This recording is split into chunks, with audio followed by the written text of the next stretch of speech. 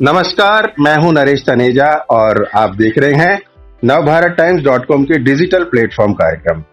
दोस्तों, आज सुबह प्रधानमंत्री ने आईटीपीओ के नए ग्राउंड, जहां प्रगति मैदान में ट्रेड फेयर हर साल लगता है, उसमें हवन में उसका जो शुरुआत होने जा रही है, नए स्वरूप की, उसके हवन में भाग लिया और आज शाम को उसका वो उद्घाटन भी करने जा रहे हैं और वो उसका एक बिल्कुल नया स्वरूप होगा। लेकिन 10, 15, 20, 25 साल पहले जब हम वहां जाया करते थे तो उसकी अलग एक पहचान होती थी, अलग एक रूप होता था। और उस समय आईटीपीओ के जो चेयरमैन थे योगेश चंद्रा जी, जो पूर्व कैबिनेट सेक्रेटरी थे भारत के, उन्होंने चार्ज संभाला था और काफी नई चीजें की थी। उस समय की कुछ बातें और उस समय कुछ संस्मरण और आज के उसको कंपेयर करें तो किस तरह की एक परिदृश्य उपस्थित होता है, इस बारे में बात करने के लिए स्वयं योगेश चंद्रा जी हमारे साथ मौजूद हैं। उनसे बात करके पूरी चीज का खुलासा लेते हैं। सर नमस्कार, कार्यक्रम में आपका स्वागत है। नमस्कार सर, जैसा कि आप जानते हैं कि आज से नए आईटीपीओ के जो परिसर है उसका उद्घाटन होने जा रहा है और 7,000 कैपेसिटी वाला कन्वेंशन सेंटर भी बन रहा है। लेकिन वे बैक 2000 और उसके पहले ये एक बिल्कुल ही अनघड़ स्वरूप में था जब आपने इसका चार्ज लिया था एज ए चेयरमैन। तो उस समय की कुछ यादें अगर आपके दिमाग में हो तो काइंडली हमारे दर्शकों और श्रोताओं के साथ शेयर कीजिए। अच्छा भाई, ये तो 23 साल पहले की बात है। 23 साल पहले मैं रिटायर हुआ था जी आईटीपीओ से। तो उस टाइम पे जब ये इंडिया इंटरनेशनल ट्रेड फेयर हुआ करता था नवंबर 14 से जी, तो वहाँ पर लाखों लोग आया करते थे जी, सारे देश भर से। जी, पर जो मैंने देखा कि वहाँ पर खाने पीने की जगह थी नहीं इन लोगों के लिए। जी, लोग अपना अपना टिफिन कैरियर लेके आया करते थे और जो वहाँ पर हमारे 3-4 रेस्टोरेंट थे जी। वो सिर्फ शादी बारात के लिए यूज हुआ करते थे। अच्छा, किराए पर लिए जाते थे?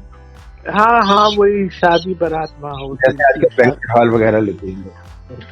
तो हमने एक वहाँ पर जो हॉल था, हॉल नंबर 18, जी, उसमें हमने छोटे छोटे खाने के स्टॉल्स बना दिए जी, और उसमें दिल्ली के जितने भी मशहूर खाना बनाने वाले हुआ करते थे, करीम रेस्टोरेंट, गुलाटी और कई और, तो वहाँ पर हमने छोले भटूरे और चीजें बनाने की, लिट्टी चोखा वगैरह सब वहाँ व्यवस्था हो गई थी। हाँ, जो दिल्ली के फेमस खाने वाले थे, कुलचे छोले और ये करीम, इन सब को हम लाए और उनको ये हॉल स्टॉल दिए और फिर वहाँ पर लोग आके खाना खाते थे। और मुझे याद है कि उसमें दिलीप कुमार साहब भी आए थे। अच्छा। और वो करीम्स के स्टॉल पे खुद बैठे और नैपकिन के गले में बांधा और फिर खूब मजे से उन्होंने खाना खाया। और कई एक फेमस लोग वहाँ पर आए, मशहूर कवाल कैफी आजमी साहब आए थे और हमारे मित्र वसीम बरेलवी और कई लोग। तो उस तरह से वो जो हॉल नंबर 18 था काफी फेमस हो गया और वो जो 14 दिन होते थे आईटीपीओ के, वो इंडिया ट्रेड प्रमोशन, वो काफी वहाँ पर मशहूर हो गया। मतलब ये जो खाने पीने की जो व्यवस्थित तरीके से व्यवस्था थी वो आपने 18 में शुरू की। और सर मैं जानता हूँ, मैं तो हर साल जाता था, वो लास्ट मोमेंट तक वहीं पर 18 के आसपास ही सब खाने का रहा सिस्टम। जी बिल्कुल बिल्कुल। और उसी तरह से फिर जब वो ऑटोमोबाइल फेयर हुआ करता था, वो बड़ा फेमस जी, जो ऑटोमोबाइल्स और नई नई गाड़ियां।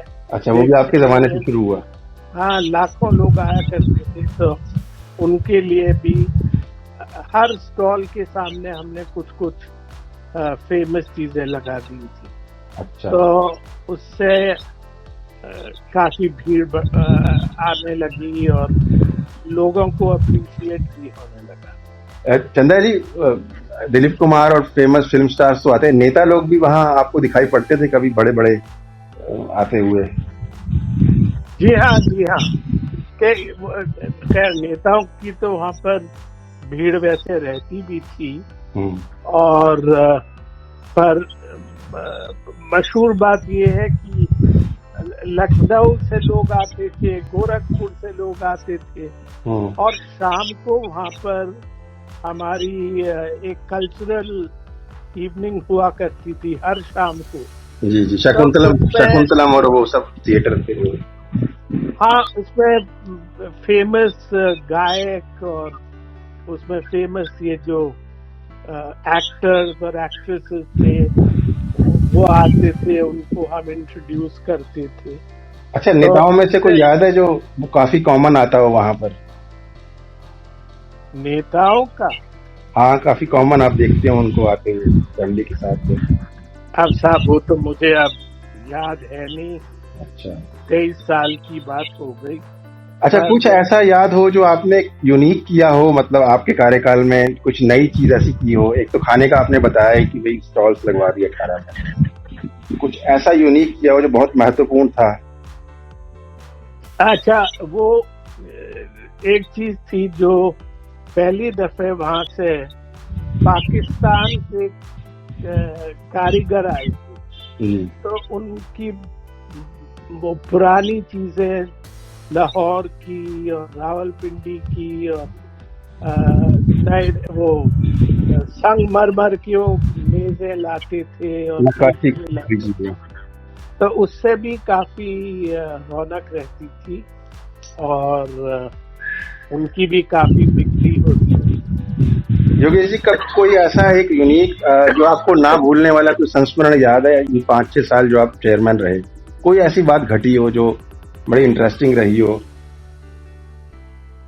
अब हर साल कुछ ना कुछ वहाँ होता ही रहता था। भीड़ भड़क्का तो होती थी, पर वहाँ पर मेन चीज ये थी कि जो चाहिए कि जो छोटे छोटे स्टेट्स छत्तीसगढ़ से, रामनगर से, कॉर्बेट पार्क की कुछ झलकियां लोग लेके आते थे, और ये सब चीजें उससे पहले नहीं हुआ करता था, पर हमारे जमाने से शुरू हुआ। मतलब जो कल्चरल कंपटीशन था वो आपके जमाने से शुरू? जी। और उसमें बिहार के कारीगर, वहाँ पर राजस्थान के कारीगर और कई स्टेट से लोग आने लगे और इनका एक अड्डा सा बन गया आर्टिजन्स का। तो उसमें काफी बिक्री भी हुआ करती थी और एक तरह से नुमाइश भी हुआ करती थी।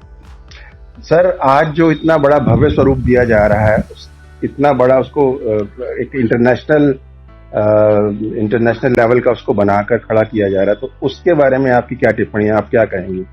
7,000 लोगों के बैठने का कन्वेंशन सेंटर है, नई नई व्यवस्थाएं हो गई हैं, अंदर ट्रॉली भी चलने लगी है, सारी खाने से लेके वॉशरूम और सब बढ़िया कर दिए गए हैं। आज जो उसका नया स्वरूप दिया गया है उसके बारे में आप क्या कहेंगे? बहुत ही बढ़िया, बहुत ही बढ़िया।